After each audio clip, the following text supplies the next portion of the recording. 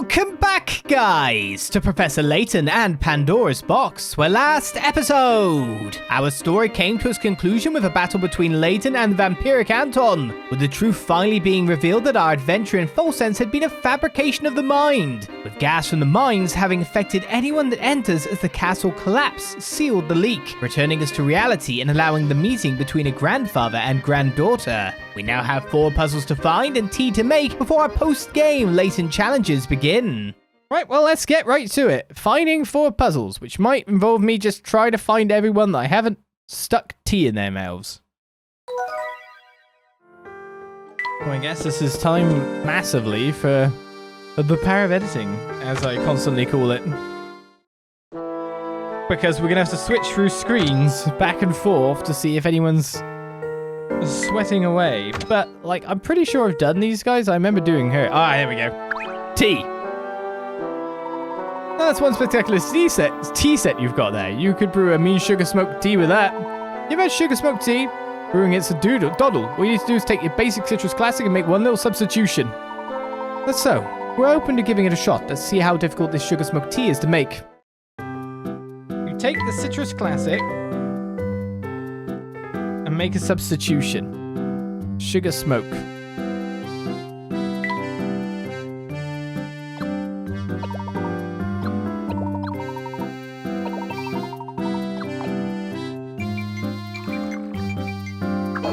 Not that one then.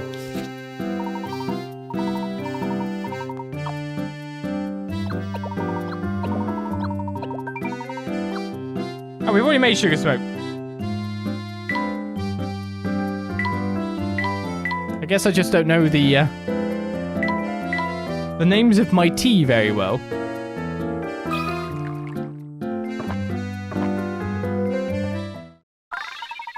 Just the ticket. A smile spreads across Garland's face. He seems restored and cheerful. Oh, that's nice tea, and drinking out of a nice porcelain cup like this makes it all the tastier. I've got to say, it's a miracle you could even taste the tea with this place smelling like it does. I do love garlic, though. It's a wonder food. Oh, and don't get me started on how well it keeps. Here, take a look at this chap. I've been holding on to him for 10 years. One sniff is guaranteed to send vampires running for the hills. Did you say 10-year-old garlic? Blech, that would be horrible. That'd be like turned to like rubber. Carry one of those around with you and the vampires won't be the only ones trying to stay out of your way.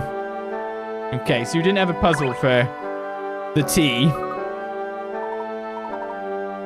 But also probably doing the tea set is how we unlock one of the full list of puzzles, I take it.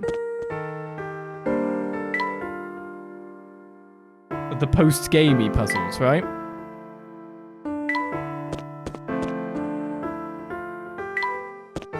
Yeah, T11 is still a mystery. The interesting thing about T11, though, it's a mystery because we haven't even had to serve it to anyone yet.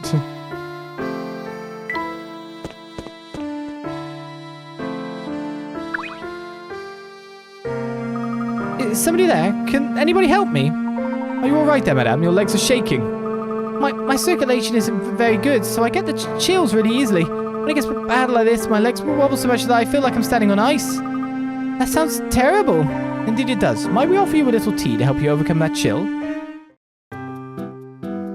Okay. Help me find a tea that will fix my bad circulation and warm me up. I'm freezing.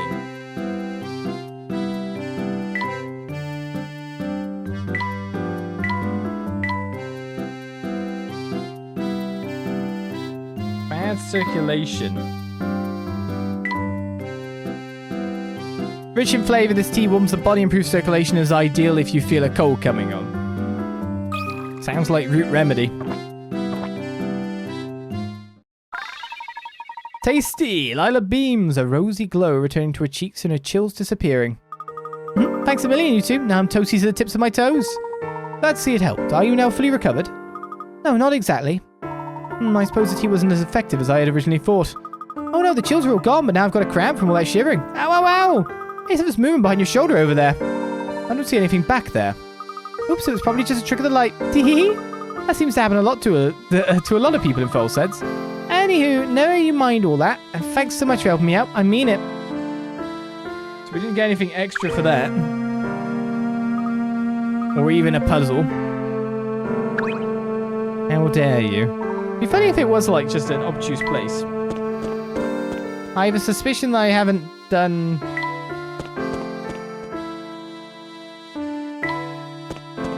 the lady on this screen. Or both of them. Okay, that's two. 2 of my 4. Listen, you gotta hook me up with tea that can loosen up these shoulder cramps. Make sure it's got some of that crispy stuff in it. You know what I'm talking about, right, man? Crispy stuff? One of tea is energizing and good for what ails you. Make sure it's got a real kick to it, okay?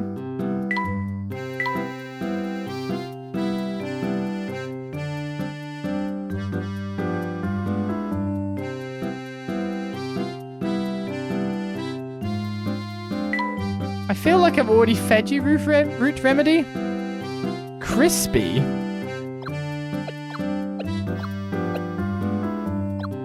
I don't really think this crispy. Wait, didn't we already give Sammy tea? He's got a second? Maybe he does. I don't know.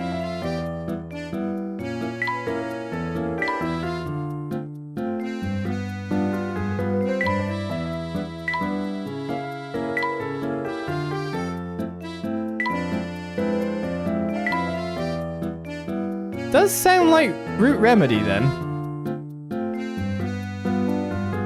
Being good for what ails ya.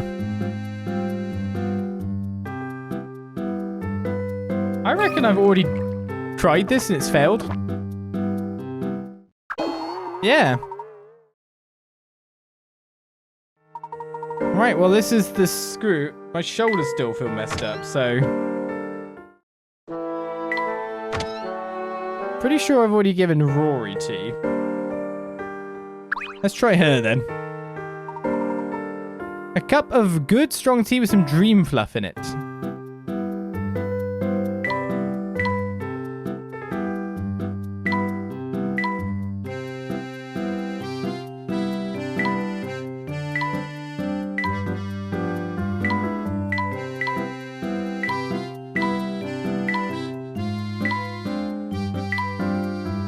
Good strong tea. If the tea isn't strong enough to be sending back, make sure it has some dream fluff in it too. That's too much of a light taste.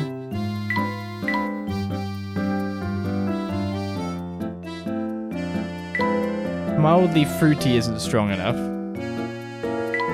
Could this be the tea I'm missing?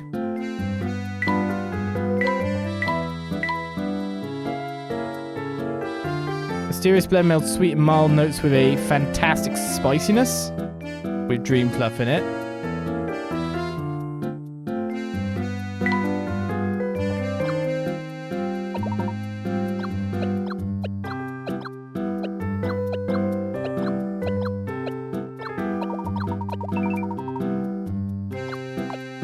Do you believe we've assembled a rather delectable blend? Probably not.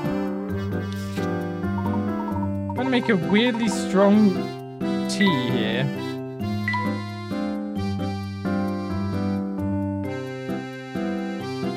I'll go with Dream Spice, because it sounds quite strong. I can't get the tea for these two. Tea is rather pedestrian. Maybe I should have read what... Oh, they're staying... They're staying like this now.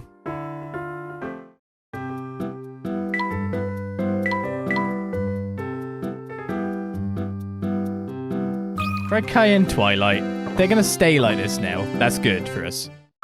Cayenne Twilight, isn't it? That's also Dream Thingy.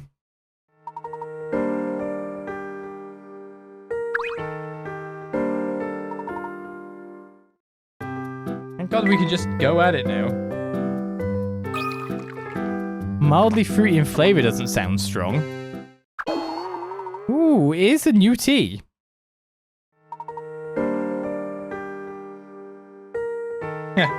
After 3 tries, it said no.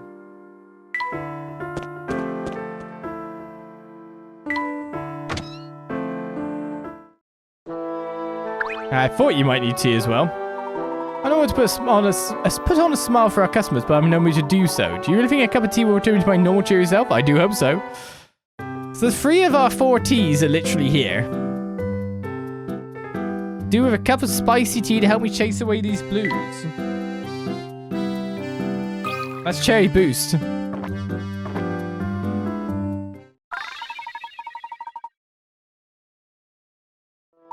Oh my, that's delicious. Each sip reveals more flavors. It's like the tea I drank as a child. Back then, Duke Curzon would visit our hotel often, and no one spread ridiculous rumors about vampires. Yes, there were simpler times, but when you look at what the gold did to the people here, well, let's just say I prefer the days gone by. Right, no puzzle from him.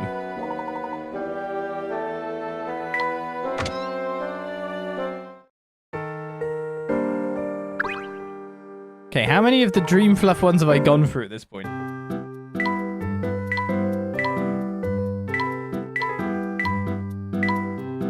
All of them. So this is our 11th tea.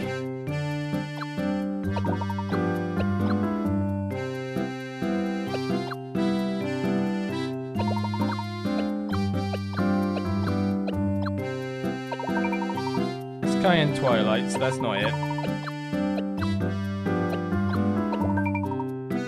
That's Dream Spice.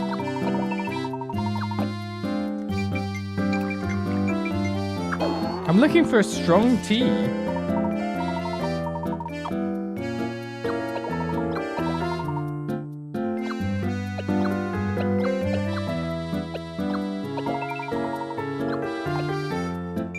Does that mean bitter?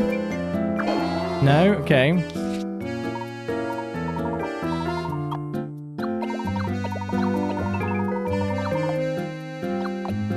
God, what is our 11th recipe? Trying to put strong ingredients in together.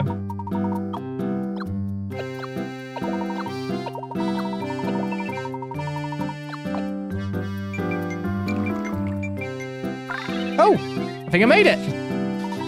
Cinderflower. What's its flavor? It's a bit odd. It certainly has a distinct taste, but you know, Luke, the more I drink it, the more I like it. So it required our seahorses, an earthy, bitter texture, and the dream. If you're that fond of it, you're more than welcome to drink my cup as well. Sorry to hear the cinder flowers in your cup of tea, Luke. We did it! It might be this. This blend works wonders against sickness of all kinds, so the taste can be off-puttingly strong. This is probably for both of them. They want the same tea, don't they? Splendid drinkability. Thanks to your brew, Opal is ready to return to obsessing over her troubles. Oh yes, this tea is just the thing I needed to lift my sagging spirits. Could I trouble you to lend me your opinion, kind sir? There's been some trouble in my family, and to be quite frank, it's been a bit much for me. Of course, please continue. Just a few weeks ago, the contents of my father-in-law's will were presented by his lawyer. However, the way he demanded his property be divided is simply baffling. In what sense, madame? The specifics are written up like a strange riddle. Until we can decipher it, no one guess anything. Okay, there's 91. A wealthy land baron passed away, leaving his land to be divided amongst his sons. A section of his will is written below. I want my 4 boys to each receive a piece of property containing an orchard, a house, a pond, and an open field. Everyone should receive the same amount of land. Okay, then. Let's get to work on that.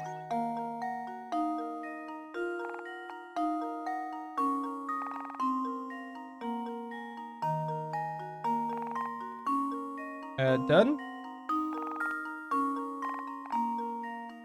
They seem to be reflections of each other.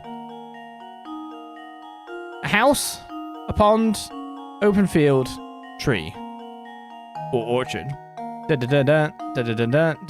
Is just a reflection-y bit. They've got some very nicely symmetrical land, and they all like kind of nicely near to each other. That tree blocking the view of some of them isn't that bad. Looks like a nice setup. Consider this puzzle solved. Ha! Wonderful. Good job. Now that everyone has their own land, hopefully they can all get along. Now that everyone has the same amount of land, they can finally stop grumbling. Happy days! Oh, I didn't want to speak to you again, just in case they're going over Sammy. They say good fences make good neighbours. Do you suppose that includes electric fences? I need some of them. Badgers. Right, we've got the tea for you now. Cinderflower. No, I don't want to go shocking anything. Yow! Sammy's back and ready to rock. Yow, that tea is so good it made me hit a high note, man. Talk about an original flavor. To top it off, my shoulders feel loose and ready to tackle whatever guitar solos coming my way. Rock fans of the future are going to remember you as the man who saved Sammy Funner's career. So now we've got one person to give tea to.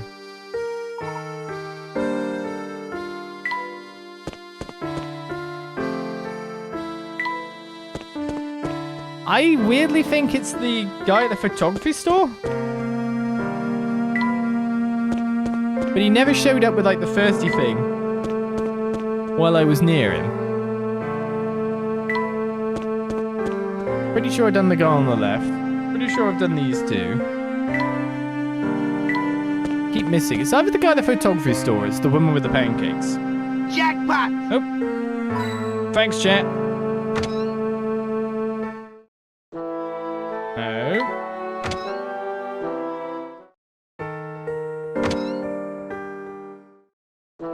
Yes, it is him. I've ruined 3 rolls of film today while trying to develop them, and frankly, it's got me irked. Or perhaps it's simply that I've run out of coffee today. You sound like you could use a cup of tea. It might just take the edge off things for you. That sounds wonderful. I'd be most grateful if you make me a cup. I'm not picky. Make me a tea that's a little bit bitter and a little bit sweet, and I'll be a happy man. Leave it to me, sir. I think you'll be pleasantly surprised. Okay, so the sugary things and the fruit.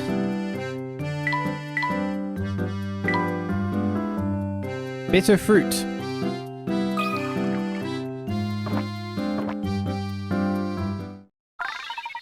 Ah, now that I hit the spot, a smile spreads across Joseph's face. He seems refreshed and cheerful. My goodness, tea this good almost makes me consider trading in my coffee mug for a teacup. You're too kind, sir. I'm glad to hear you enjoyed it. In truth, the reason I've been down is because every photo I've taken recently has come out strangely. That's the puzzle. Things that shouldn't be there show up. I never had problems like this back in the day. We're now a Tea Master.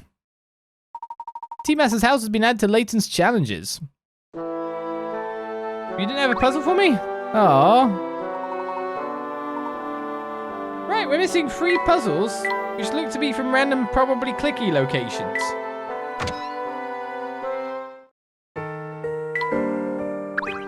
Because I don't think it's from talking to people at this point in time, because I feel like I've talked to mostly everyone.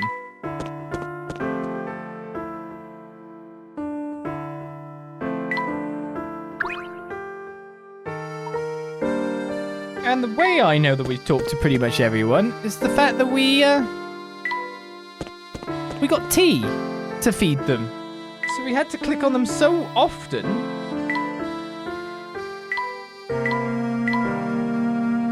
So it's got to be random locations. I have been wondering if there's been one in our hotel room.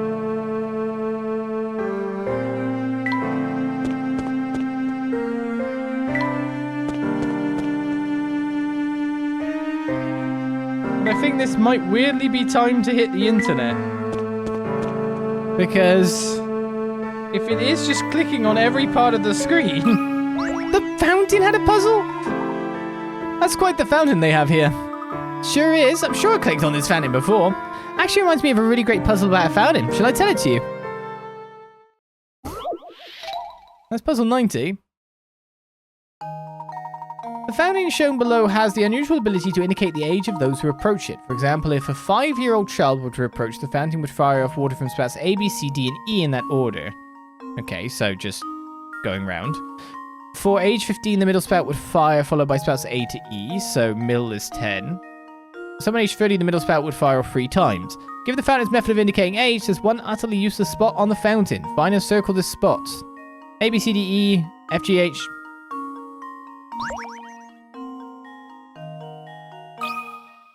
They've got 10 holes, but the 10s is the middle. No wonder that's 20 picaresses. Huh. Wonderful. Good catch. The spout marked J is basically useless. A to I represent a unit of 1 year each, displaying numbers from 1 to 9, and the middle spout represents a unit of 10 years. Spout J will never be used.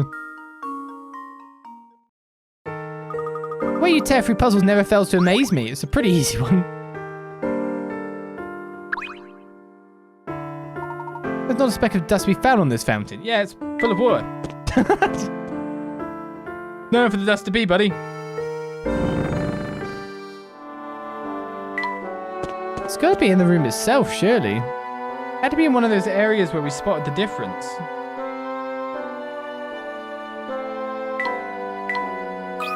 Oh my god, there was a puzzle there. This puzzle tried to hide from me, but I found it. I knew that we didn't find the hidden puzzle in this area. Ah, fair compensation. 3 houses face a single common field. The heads of these 3 houses, A, B, and C, decide to work together to seed the field. Unfortunately, C injures himself just before work starts, so A and B do all the work together. To seed the entire field, A works 5 days and B works 4. Feeling guilty, C decides to pay A and B for doing his part of the job. To thank them, C pays them a total of 9 coins, divided up according to how much work each person did. Can you work out how many coins A and B each received? So his part of the job, one worked 5 days and one worked 4 days, and it should have been 3 days between the 3 of you, because that adds up to 9. So if your part of the job is also 9 coins, then A, who worked 2 days extra, and B working 1 day extra, would have mean that you pay A 6 and B 3.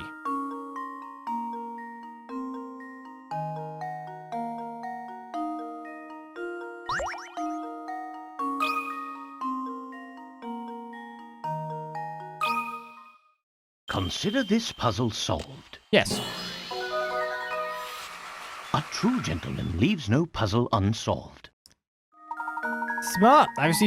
I received 6 coins and B got 3. You might have been tempted to answer 5 and 4 coins respectively, but shown above that isn't quite correct. It's his portion of the work. A and B both had to work 3 days to finish their own shares of the work. Since C wanted to pay A and B for the work they did for him, he had to base his payment on the 2 days of extra work A did and the 1 day of work B did. Therefore, A should receive twice the pay B did. Reading comprehension correct. That was more work than I thought it'd be. Phew. Man, if I didn't miss that puzzle at the time, it feels like a good puzzle to make me feel good about myself, probably during a terrible time. I don't know about what time that was. It might have been when we were doing all Inspector Shelby's city routes. A puzzle in the grocers. It was there. Take a look, some of these cans and bowls contain things other than garlic. Can you believe it?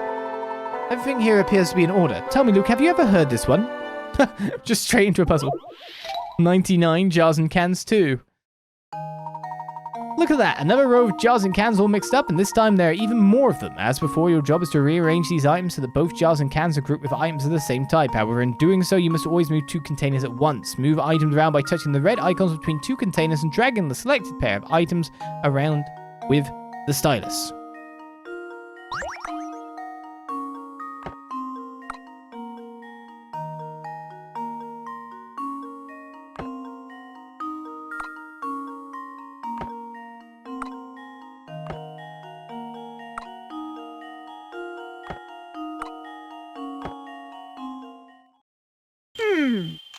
Let's see if this 6 moves seems pretty good.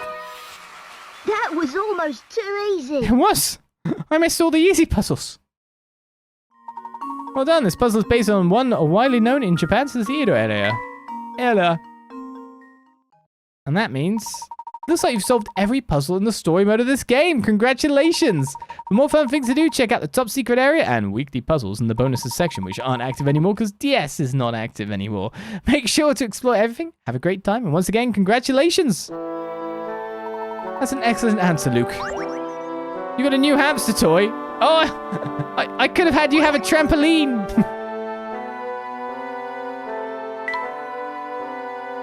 I shortchanged you. You could have had a trampoline. You could have had a pool. After playing in the sandpit, the hamster always somersaults straight towards the nearest pool no matter what. Somersaults don't count towards the step total. Trampoline makes the hamster jump forward 2 spaces and upon landing, run forward until he hits something. If his jump lands on an item square, the item vanishes. God, they gave you enough stuff to do this stuff. Playing the sandpit always makes the hamster somersault straight through the pool, ignoring all nearby items. Somersaults don't count. Yeah. Sounds like it would be it should count, because it sounds like it would be an incredibly athletic task.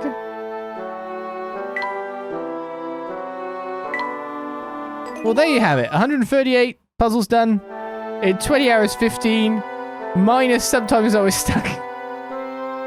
Minus the slide puzzle. Well,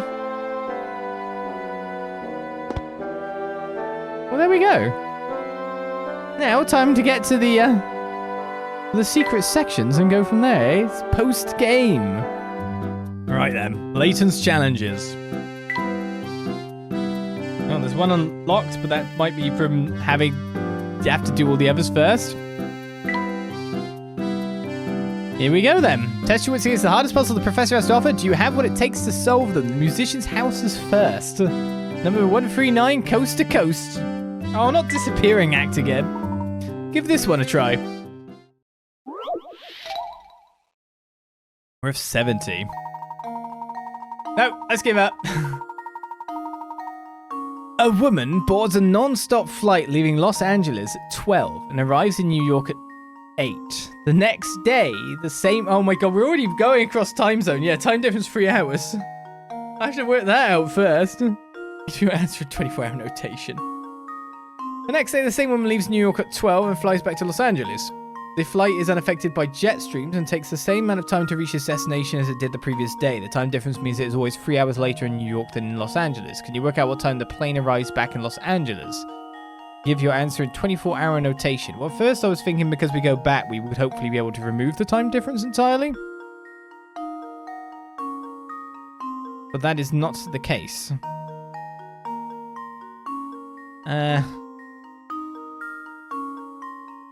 East Coast is nearer my time. And it gets further apart every hour, right? But it goes, like, earlier. So... yeah.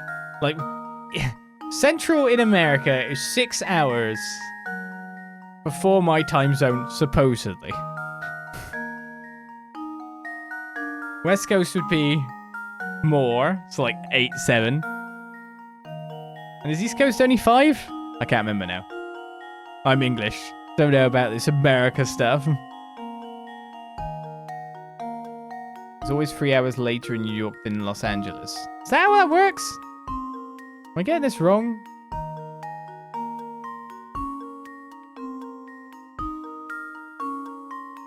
But if it's 3 hours... if it's 3 hours later in New York than in Los Angeles, and it took 8 hours to get across there, then the flight itself is 5 hours.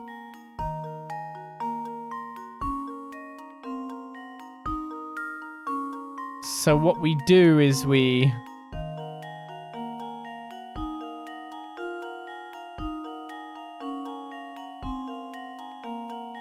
It's 5 plus 3. Then we do... -3 minus 5? So it should be... 0400?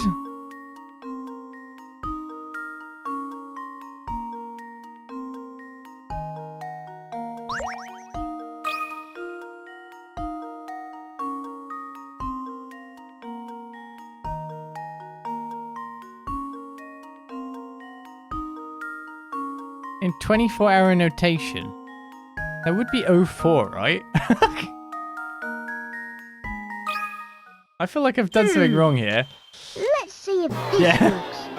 Okay, what am I getting wrong here? Well, The way it's gone? I'm stumped. Factoring that bothersome time difference could be tricky, but as long as you remember to account for it, you'll arrive at the correct answer without too much work. Well, so you said, but I got it wrong.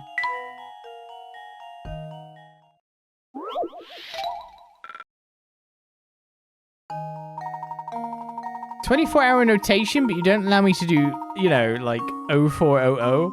It makes me feel like I've just wrote it wrong as well. I don't know.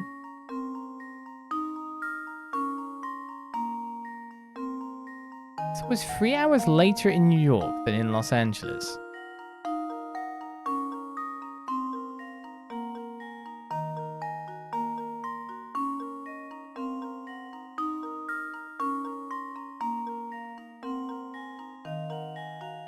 Oh, you idiot.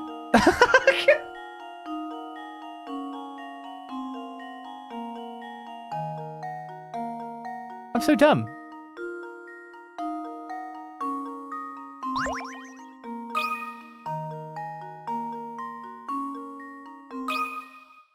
Just leave it to me. I just subtracted okay. time. That's not how that works. They've got to add the 5-hour flight time, then minus the 3 difference. What did I do there? Good job. The plane arrives back in Los Angeles at 1400. Why did I do that? Due to the 3-hour time difference, when it's 12 in Los Angeles, it's 15 in New York. The plane gets in New York at 20, so the duration of the flight must be 5 hours. The flight back to Los Angeles also takes 5 hours, meaning they arrived at 5 p.m. New York time. Factor in the time differences to get the planes arriving in Los Angeles, which is 2. It's fine now. We've passed the threshold, haven't we, for where I get dumber during a stream. We're already 4 hours in. I think like the experiment of this has been like the start of a session, smart-ish, and then dumb. Does that happen? And it's still holding true. Expertly sold, my boy, but I think that was more less dumb, more lazy. 1 extra block. Yeah, have a look at this puzzle.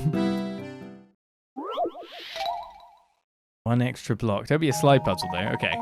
The diagram below shows a structure made of 28 blocks. Of these blocks, 27 form a perfect cube, with the remaining block sitting on top, poking out above the rest. I was going to say, 27 does not form a perfect cube, right?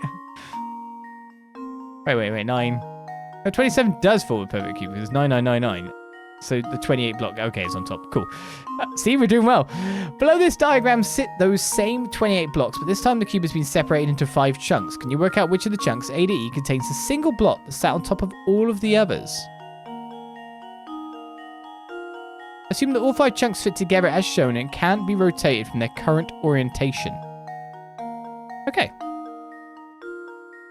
That's a cool one. That's a cool one. Can't be rotated from current orientation.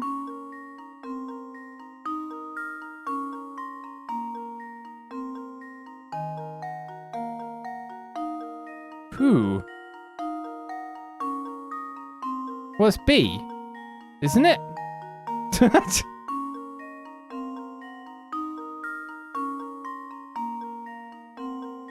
Oh, it can't be B, can it?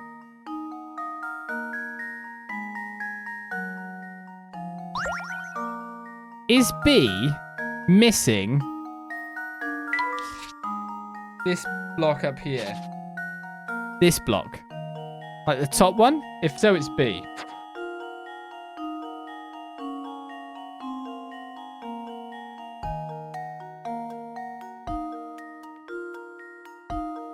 So, I mean, you have to have a block that sits on top of everything.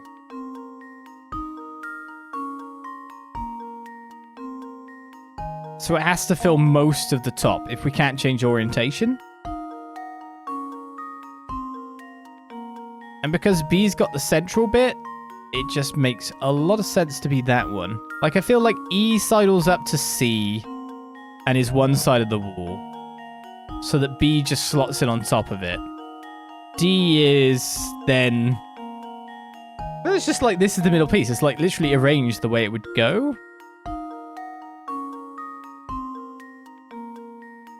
And then... I guess the question is the... No, that's fine.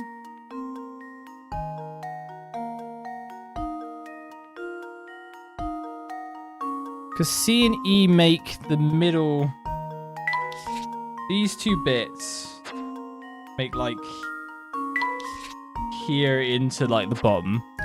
A sits on top of that. So then be like... This bit is the edge to go to the top there. Yeah, it's definitely B. This should do the trick. It's just because it's the only one with the surface area to be on the top. Good eye. B contains the 28th block. Were you able to visualize all 5 pieces reforming the original structure? Yeah, because you literally laid them out in the correct order.